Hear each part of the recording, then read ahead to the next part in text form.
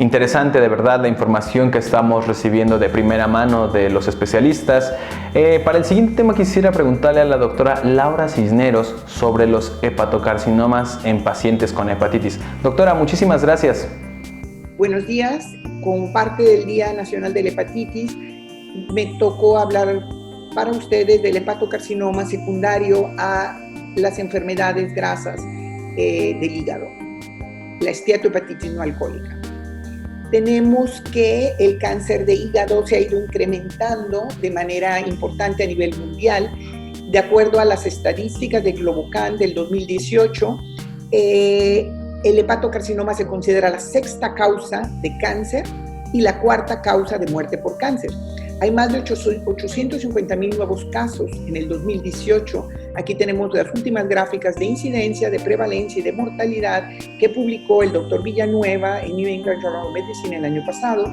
Y tenemos que se estima una predicción de que para el 2025 va a haber más de 850,000 nuevos, más de 1 millón de casos. En Asia del Este 570,000, en Europa 68,000 y en Estados Unidos 37,000. Entonces, este incremento tan importante nos habla que es un problema de salud sumamente serio y que dentro de las causas más importantes del hepatocarcinoma está el hígado graso y las enfermedades grasas. Y tenemos que un hígado normal es un hígado con grasa, es un hígado que crece porque se llenan todas las células de grasa.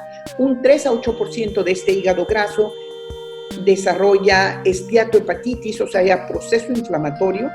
Y este proceso inflamatorio continuo y sostenido llega a fibrosis y luego cirrosis en el 1.5% al 2% de los casos, y esto a cáncer de hígado. Entonces, este es el desarrollo, la evolución natural de la enfermedad. Pero, ¿qué tenemos que hacer más que tratar un hepatocarcinoma en estadio avanzado? Que por más que ha avanzado, porque realmente ha habido un cambio muy importante desde el 2008, que aparece el primer medicamento para el cáncer de hígado, hasta este momento, se han desarrollado muchos nuevos medicamentos que como primera y segunda línea de tratamiento en cáncer avanzado. Sin embargo, tienen todavía limitantes por lo mismo de lo avanzado del cáncer. Más que tratar un cáncer avanzado, tenemos que enfocar nuestra atención a estrategias para prevenir esto. Entonces, ¿qué podemos hacer? Las estrategias de prevención primaria es tratar de prevenir exponernos a los factores predisponentes, ya sea en el virus B, con aplicación de vacunas, tratar de no compartir jeringas, tratar de la sangre sea testada contra todos los virus, modificar el estilo de vida, específicamente en la enfermedad de que nos atañe en este momento, bajar de peso, hacer ejercicio, tratar de no tomar dieta, nada de cosas fritas ni empanizadas, y intervenciones medioambientales. Prevención secundaria es una vez que ya tenemos la enfermedad, tratar de detectarla a tiempo, la del desarrollo de hepatocarcinoma. Y prevención terciaria es una vez que el paciente ya tiene el tumor y se le hizo algún tipo de tratamiento, ya sea quirúrgico o resectivo, después de una cirugía radical o una ablación local, tenemos que evitar que regrese ese tumor, ya sea porque hayan quedado células residuales o porque haya una carcinogénesis de novo y aparezca un nuevo tumor con los años. Entonces, estas estrategias de quimioprevención se tratan de ser como medicina a la carta, medicina personalizada, no igual para todo el mundo, de acuerdo a la etiología de la enfermedad hepática, para hacer algo más preciso. Y como les decía, es mucho más fácil de evitar o prevenir el desarrollo de un hepatocarcinoma que tratarlo en estadios avanzados. Aquí podemos ver una gráfica en que diferentes países, lo podrán ustedes constatar, y diferentes números de personas, hasta 14,000 pacientes en las series más grandes, nos asocia el hepatocarcinoma a hígado graso y a esteatohepatitis no alcohólica. ¿Qué factores han influido en que se incremente? Cada vez aumenta más la obesidad, cada vez los niños más están frente a la tele, no hacen ejercicio, están consumiendo muchos carbohidratos, especialmente fructosas, muchas grasas saturadas en todo lo que es frito, empanizado, pizzas, hamburguesas. No hay ejercicio, no hay actividad física. Y hay estudios que nos han demostrado, por ejemplo, aquí les marco en rojo, que la edad, el índice de masa corporal, la etnicidad, predominantemente raza blanca, y la diabetes son factores que influyen en el desarrollo de hepatocarcinoma. En hígado no cirrótico, ¿puede aparecer hepatocarcinoma en hígado no cirrótico? Sí, específicamente en dos entidades, cuando tenemos una fibrosis por virus B y cuando tenemos esteatohepatitis, porque puede pasar de fibrosis a cáncer sin haber pasado por cirrosis. Esto lo vemos a mayor edad, los tumores son cada vez más grandes, aumenta la recurrencia tumoral, a veces no se detectan en los programas de escrutinio o los seguimientos que hacemos cada 6 meses y generalmente se someten a terapias locorregionales más que a terapias curativas en el 55.9% de los casos. ¿Qué mecanismos están implicados en la hepatocarcinogénesis? Es un mecanismo muy complejo, especialmente la reacción inflamatoria crónica, el desarrollo de citocinas que desarrollan todo el ciclo de fibrogénesis que ahorita vamos a ver, el síndrome metabólico, la hiperinsulinemia, la respuesta inmune adaptativa celular, las poblaciones de células progenitoras hepáticas, y cada vez vemos que hay más genes y hay polimorfismos genéticos como es el gen, el PNPLA3, que hay una mutación en este gen que es el que nos puede hacer que gran cantidad de miembros de una familia puedan tener el riesgo de cáncer secundario esteatohepatitis. Aquí hay series de diferentes casos en Estados Unidos, hasta de 15 y 20 millones de casos que vemos que se asocian a la edad predominantemente entre los 20 y 44 años y más entre los 45 y 64 años. Estas son las edades donde el hígado graso y la esteatohepatitis tienen la mayor prevalencia y tenemos el hepatocarcinoma asociado a estos. Hablando de fibrogénesis, tenemos que este es un hígado normal, las células hepáticas, y en el espacio de Dice se encuentran las células esteladas o las células Ito, porque las descubrió un japonés llamado Ito.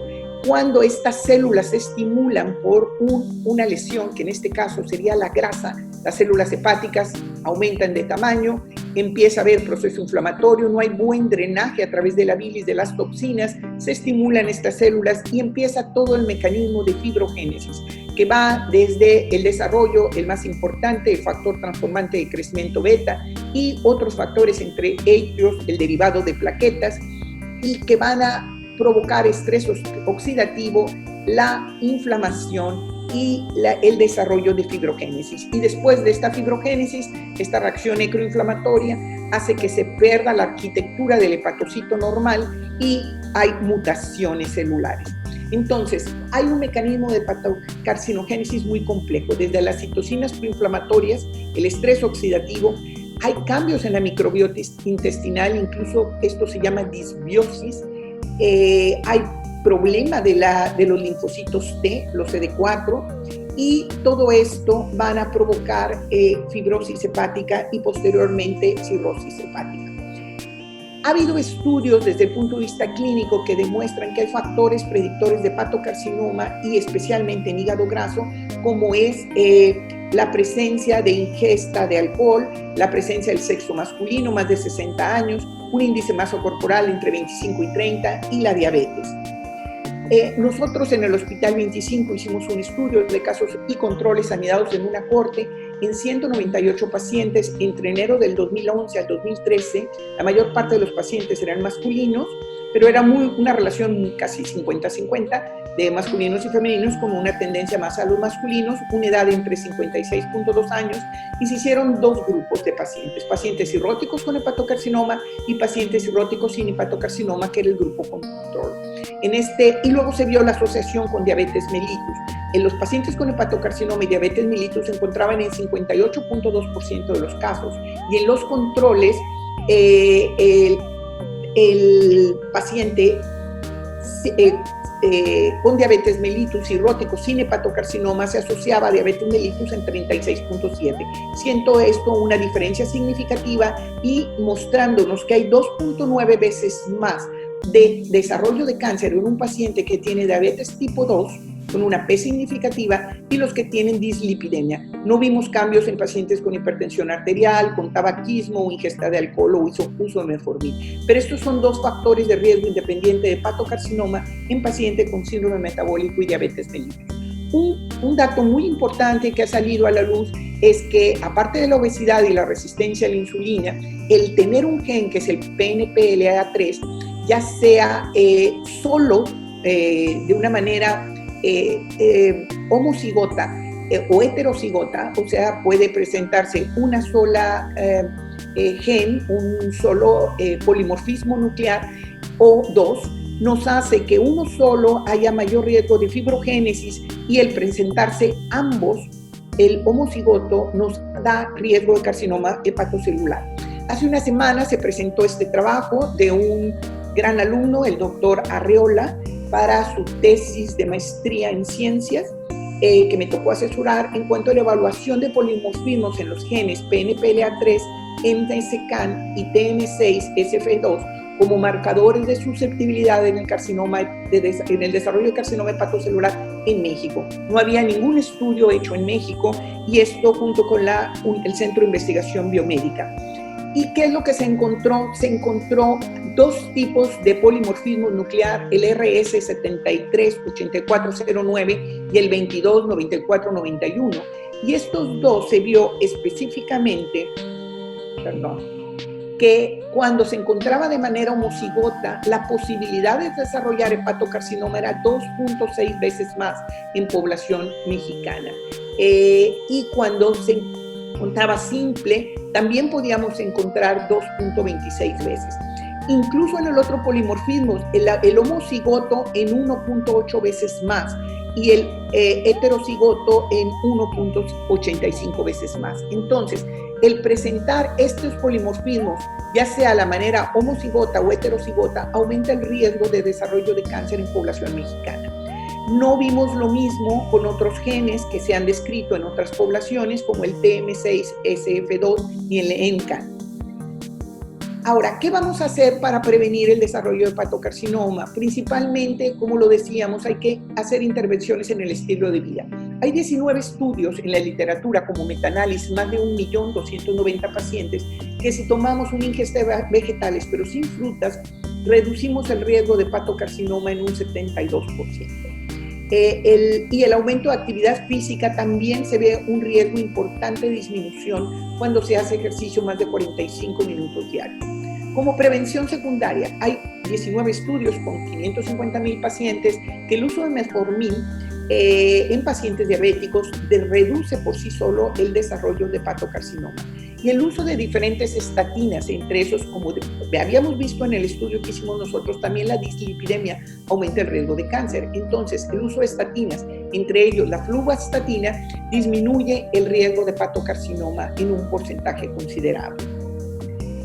También la prevención terciaria, se ha visto que el uso de aspirina y los inhibidores de COX-2, por ejemplo el meloxicam, en un estudio que se hizo después de cirugía o después de ablación del hepatocarcinoma, se usó como quimiopreventivo el meloxicam y se pudo ver una disminución del riesgo de desarrollo de nuevo hepatocarcinoma.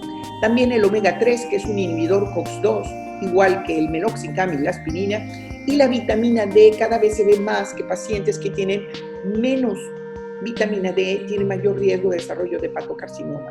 Entonces, esto es inversamente proporcional a la concentración de vitamina D. El consumo de café cada vez se ha demostrado, no nomás en cáncer de hígado, sino en cáncer de colon y en otros tipos de cáncer, pero en cáncer de hígado se ha demostrado que el uso de café, cafeinado, 2 tazas al día, tiene una disminución de riesgo de un 27% y de cafeinado en un 14%. Hay productos, los fitoquímicos, como la cúrcuma, que es el extracto turmérico, y el resveratrol, que viene en el vino tinto, y los carotenoides, que nos pueden ayudar también a disminuir el riesgo de hepatocarcinoma en el hígado graso. Esta gráfica es sumamente compleja, pero solo les pongo que desde el punto de vista molecular, como el metformin, como el café, como los medicamentos hipolipemiantes, tienen un efecto para disminuir el riesgo de hepatocarcinoma, así como los TKIs, que son los inhibidores de la tirosinquinasa, que pueden actuar en diferentes sitios por los que inhiben el factor vascular de crecimiento endotelial, que es tanto al factor como al receptor, que nos han ayudado a bloquear toda la cascada para el desarrollo de cáncer.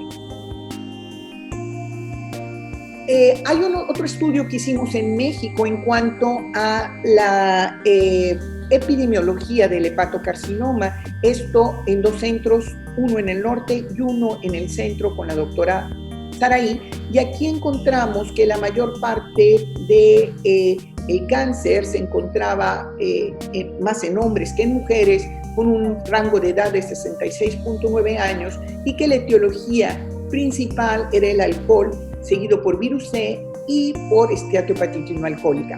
Este estudio fue del 2004 al 2016, entonces todavía no teníamos las pautas muy claras de la esteatohepatitis no alcohólica, y había un grupo de cirrosis que le llamábamos como cirrosis criptogénica. Al revisar retrospectivamente estos casos, todos eran de esteatohepatitis no alcohólica. Entonces, si ustedes suman 30.4 más 13, estamos hablando que la mayor prevalencia de hepatocarcinoma en México es por hígado graso. Y ahora ya viene siendo la principal causa para trasplante. Y la asociación de estos grupos de pacientes con diabetes era alrededor hasta de un 42% y con hipertensión de un 16.2%. Entonces, como resumen de lo que hemos visto, de un hígado normal pasa por inflamación crónica, fibrosis, cirrosis y la presencia de cáncer, y todo esto lleva una progresión que son años en que aparezca. Entonces, para poder ver esta progresión de hepatitis crónica, fibrosis, cirrosis y a cáncer, tenemos que estar interviniendo de manera profiláctica en los pacientes desde el punto de vista primario, con mejoría en el estilo de vida, predominantemente dieta, ejercicio. Desde el punto de vista secundario, depende de la causa de que está incidiendo sobre el hígado. Si es un virus, terapias antivirales, si es o terapias antifibróticas, terapias antiinflamatorias, terapias moleculares, pero en esto que nos toca en este momento, estas terapias metabólicas, que serían el uso de metformin, las estatinas, la fluvastatina, la atorvastatina y todos estos blancos moleculares que nos van a ayudar para prevenir el desarrollo del hepatocarcinoma. Haciendo screening. ¿Qué es el screening? Estar vigilando a los pacientes que tienen fibrosis avanzada o que tienen ya cirrosis, con un eco cada 6 meses y con marcadores tumorales, con o sin la presencia de alfa-fetoproteína. Y una vez que ya lo tratamos y lo curamos, ya que sea que lo hayamos operado, le hayamos quimioablado, hecho quimioablación o quimioembolización o radiofrecuencia o cualquier tipo de tratamiento que hayamos usado, tenemos que estar monitorando al paciente para ver que no desarrolle, regrese el tumor o forme un tumor de nuevo para tratarlo a tiempo. Muchísimas gracias.